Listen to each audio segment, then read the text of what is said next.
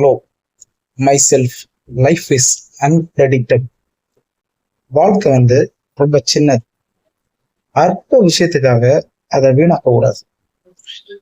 என்னோட வாழ்க்கையில பெரும்பாலான வலி மிகுந்த அனுபவத்துல இந்த வார்த்தை தான் எனக்கு ஹெல்ப்பா இருந்துச்சு.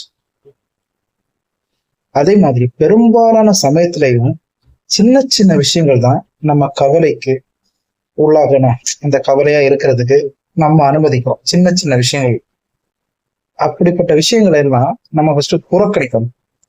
ரெண்டாவது இதை மறக்கணும். ஏன்னா இந்த பூமியில நம்ம வாழ போறது கொஞ்சம் ஆண்டுகள் தான். சோ அந்த விலை மதிப்பு இல்லாத அந்த பல மணி நேரங்களை நம்ம அந்த மனக்குறைகளை பத்தி தான் கவலைப்பட்டு கழிச்சிடலாம்.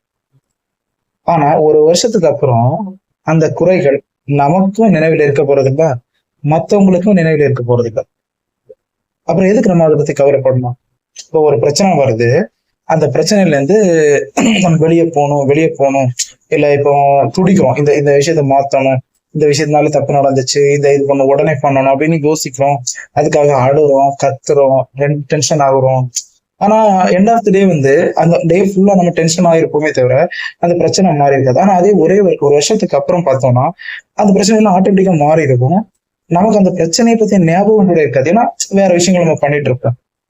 ஸோ இந்த மாரல் ஆஃப் த ஸ்டோரி என்ன சொல்றதுன்னா, நம்ம அந்த மாதிரி கவலைப்பட்டுட்டே இருக்கக்கூடாது.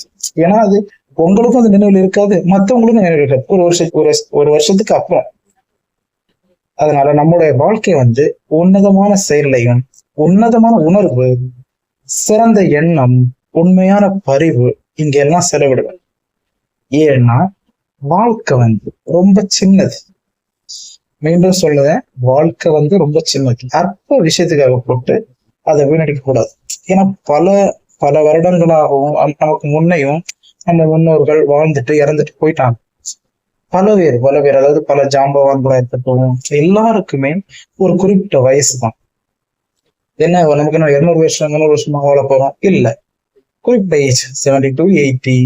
இப்ப எல்லாம் ரொம்ப கம்மியாச்சு, 50 தாண்டதே ரொம்ப கஷ்டமா இருக்கு. சோ அந்த ஒரு பிரச்சனை வருதா, ஓகே பாருங்க, அதை அப்சர்வ் பண்ணுங்க.